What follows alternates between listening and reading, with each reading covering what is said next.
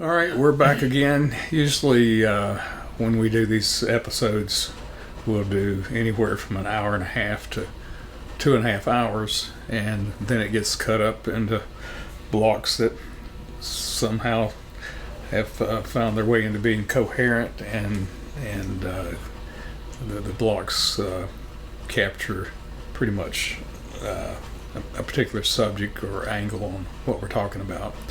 Today I am totally unprepared, and so what you'll hear is what I come across in this box.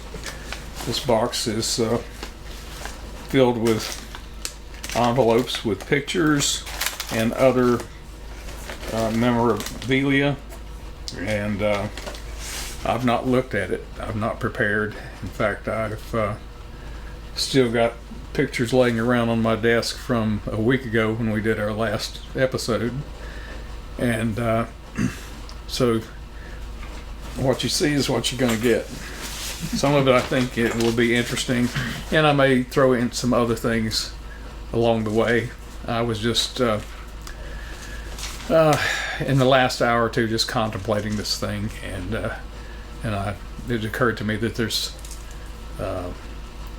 a number of great dogs that have come from this program that they never were promoted. People really don't know about them, and that's because I didn't promote them.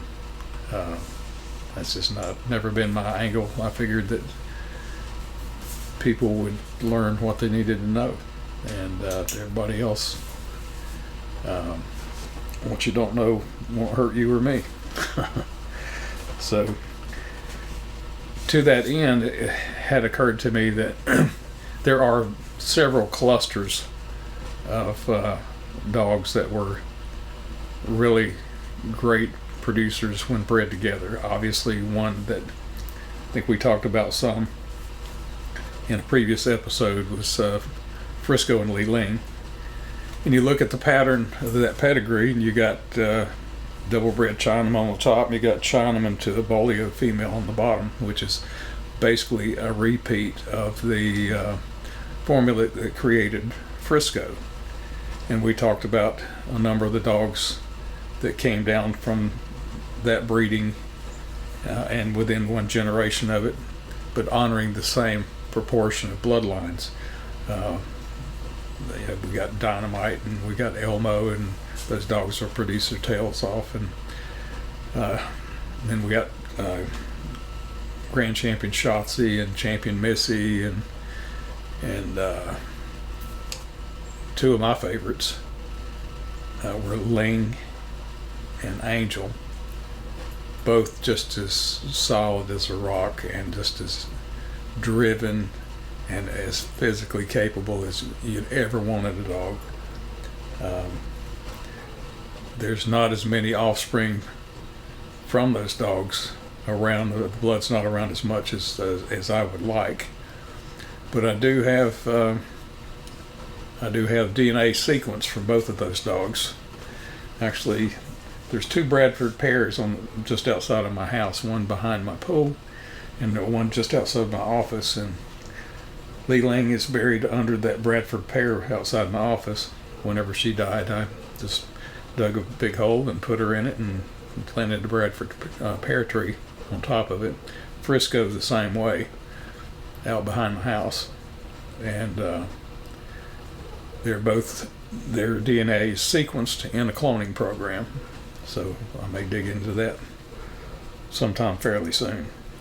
But what we're talking about here is clusters of genes and patterns that worked exceptionally well.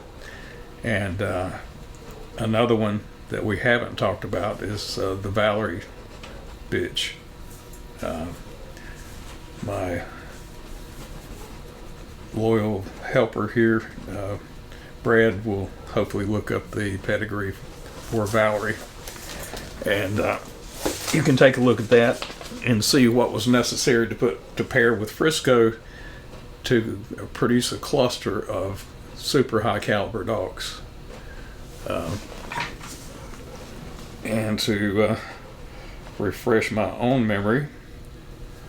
I'll pull it up on my phone as well.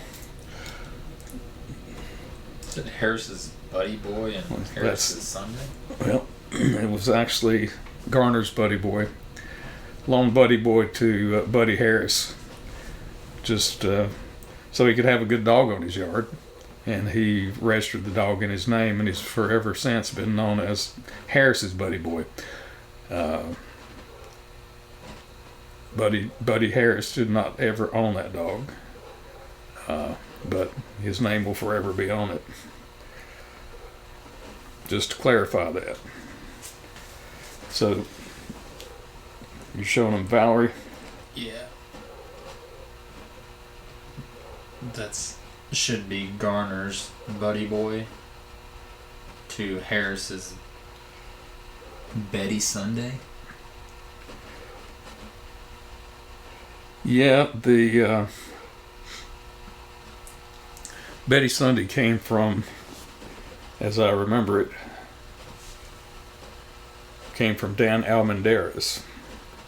And so he's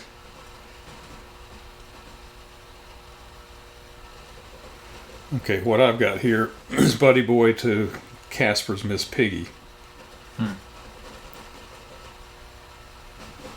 At any rate, Buddy Boy, who was from the Spike and Miss Molly breeding, and many thought was the best dog from that breeding, I thought strongly in that direction myself. He was a littermate brother to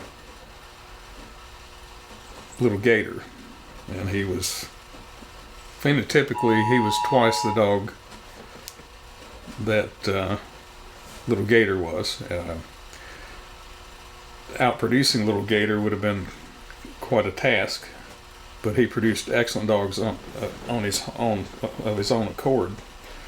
So I think we have a discrepancy between where you pulled it up and where I pulled it up, whether it's Casper, Miss Piggy, and what are you showing over there? There you go. Betty Sunday. So apparently Buddy changed the name of Miss Piggy to Betty Sunday. Okay. All right. Well, So- these are also the fun things for Yeah. like not a whole lot of people can tell you why these two things are different when Okay, so the version that I pulled up shows Miss Piggy being off of Miss Piggy. so you got to use a little common sense. Is that okay. Yeah. Yeah. So we'll go with Harris's Betty Sunday Betty Sunday, yeah. being off of Almendarez, Bloody Tex, and Miss Piggy. Who do you show Bloody Tex being off of? Billy Sunday and Bloody Spike? Yeah. Yeah. And can you give us the next generation?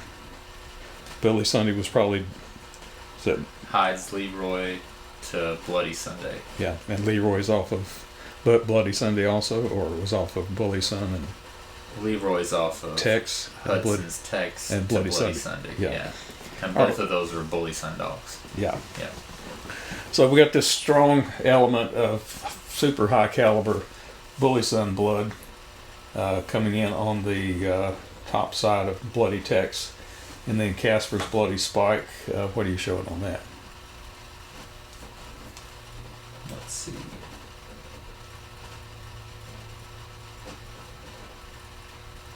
Casper's Bloody Spike is Hargrove Spanky to Lancaster's Shannon.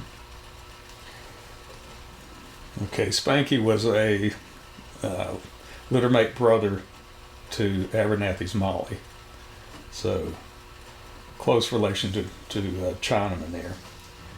And then you go down to the. You have to sit back. There you go. Yeah, that's good. Just for the mic and the video. You go to the bottom quarter of the pedigree. Miss Piggy is off of Spanky also. Spanky was a two-time. He prevailed in 2 hunts, and then Hot Lick was more of the same blood. I owned the Hot Lick dog, and she was an extraordinarily high caliber animal.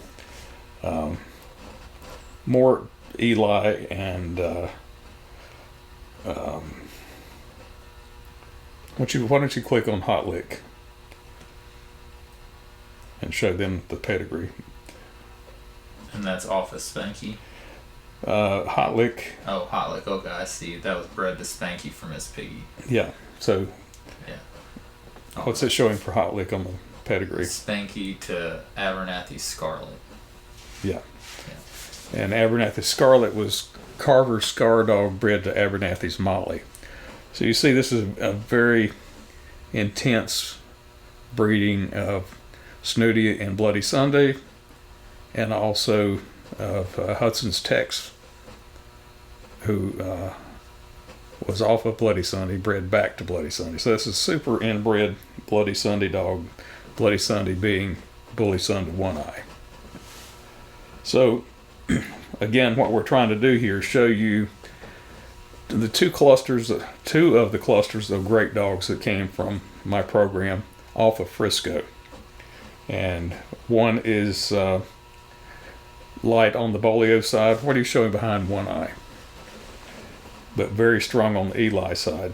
So the commonality between this breeding, Frisco to Valerie, and Frisco to Lee Ling, is we had heavy Eli on the bottom side in the female, but on the Lee Ling breeding, we had a very significant element of Bolio added. And what are you showing on One Eye? Carver's Honey Boy, which is a bunch of stuff that I actually haven't heard of besides the Dybo dog. It says Kern's Lucky, Carver's Black Widow. So One Eye was Carver's Honey Boy to Trey Hand's Beauty Tea. Okay. And Honey Boy was? Kern's Lucky, or Womack's Lucky, to Carver's Black Widow. It's the Lucky stuff that I'm just not. This Kern's Lucky. Seems like Kern's had a relationship with Carver, obviously. Kern's Red Tiger to Carver's Blind Baby produced Kern's Lucky. Kern's Lucky to Carver's Black Widow produced Carver's Honey Boy. So most of the lines that ultimately succeeded and made it into the current pit bull landscape, most of those lines, if you trace them back, you'll find Black Widow in there somewhere.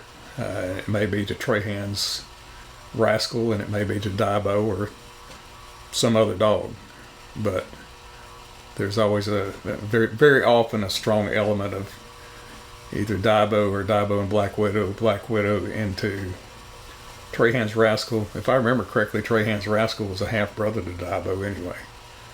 So there's a handful of dogs that were known to be superior, and they have, over the last 50 years, proven that they are by prevailing in today's pit bull landscape. Yeah, they were both off Hubbard's Bounce. Yeah. So they're half brothers. Yeah. All right, so let me share with you some of the dogs that came out of Frisco and Valerie. And this is not a complete list. There was a great dog over in Europe that was named Tom. I don't know why, but it was known as Garner's Tom. That was a ace caliber dog. There were 4 that went to Matsubara in Japan.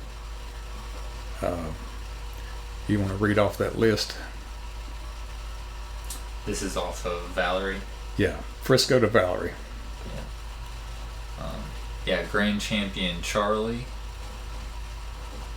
Champion Matsubara's Rambo. Grand Champion Cisco.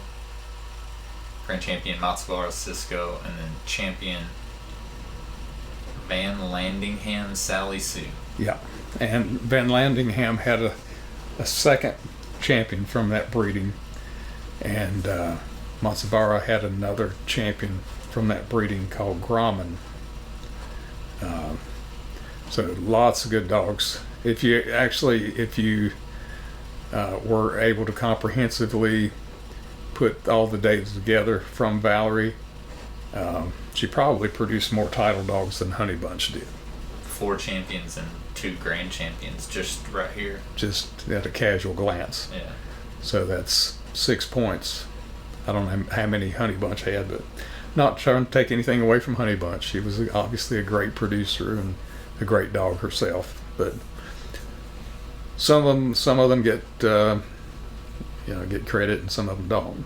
But again, this is one of the clusters of greatness that when you see that kind of percentage, then you need to evaluate it, and we already have with respect to what's on the bottom side, what was bred to Frisco to yield greatness. There are other dogs. There was one that went to Moscow named Leo that prevailed in 4 hunts and was known to be an outstanding animal. They didn't even start hunting him until he was 4 years old. Then somebody poisoned him out of jealousy. Yeah. So just, if I dragged up every great animal that popped up, there was a grand champion off of Frisco back to his daughter Angel on an Indian reservation 2 hours from here. Only a handful of people ever even knew about that. I won't try to comprehensively bring all that up, but just it's important to note when you see statistical clusters, it's important to evaluate and glean as much information as you can from that. All right, so now I'm going to do what I threatened to do, and that is I'm going to start dragging stuff out of this box of pictures. Right before we do that, when you see a breeding like this, and at this time, did you already know Frisco was a great producer? I knew from the time the first litter was 6 months old. Yeah, well, but when he was bred to Valerie, what were some of the first Frisco breedings that showed you, okay, he's producing?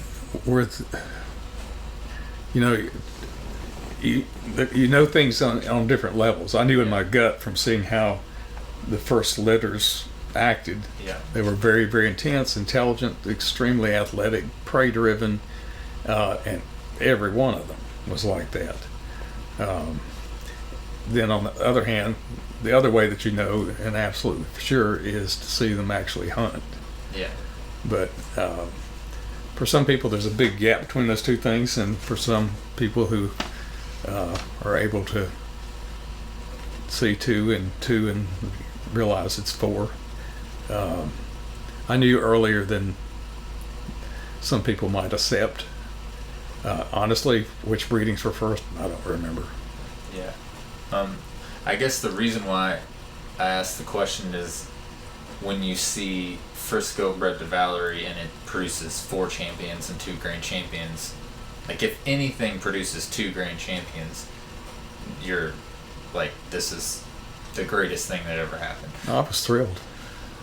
But then you have to think, you just went through the Valerie pedigree and you already know Frisco produces. So how do you weigh that? Which one of you do you think is more of a contributor, or do you think this was just what they say clicked? Well, it was one of many pieces of information that validated my primary hypothesis that the Eli dogs have to be bred to other Eli dogs in order to invoke the extreme athleticism that goes along with their recessive genes. So, I first saw that whenever we were thinking in terms of just preserving the blood, and those turned out to be the very best animals. And then as we began to breed back into that pattern, then we just continually saw it validated, one breeding after another. We got validation from Frisco to Lee Ling, and we got validation from Frisco to Valerie, because you look back in those pedigrees and they are strong in the Eli blood.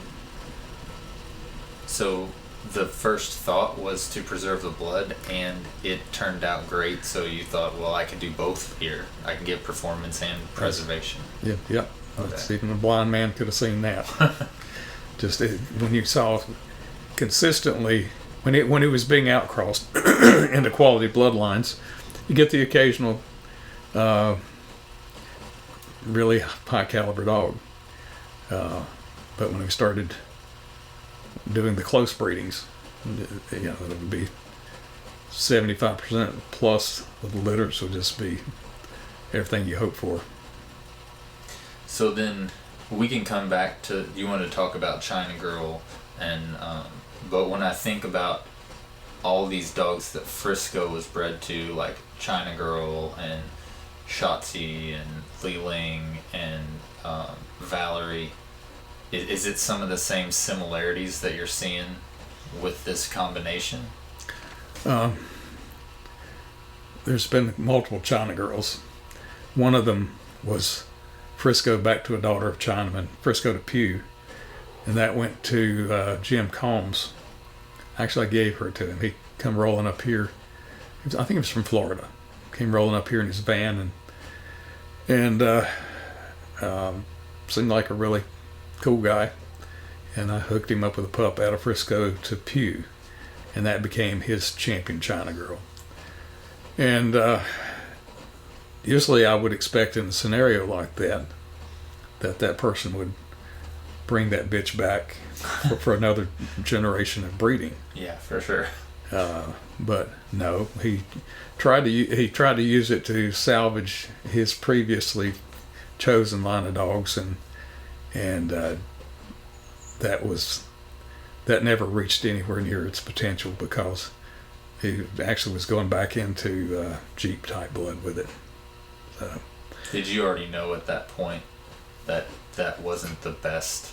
Yeah. Okay. Well, I think I mentioned in an earlier episode that Missy, Jeep's sister, who I owned, I bred her to Chinaman, and we got a bunch of duds. But I have seen breedings done of Frisco back in himself directly back into good Jeep bitches that worked out quite well.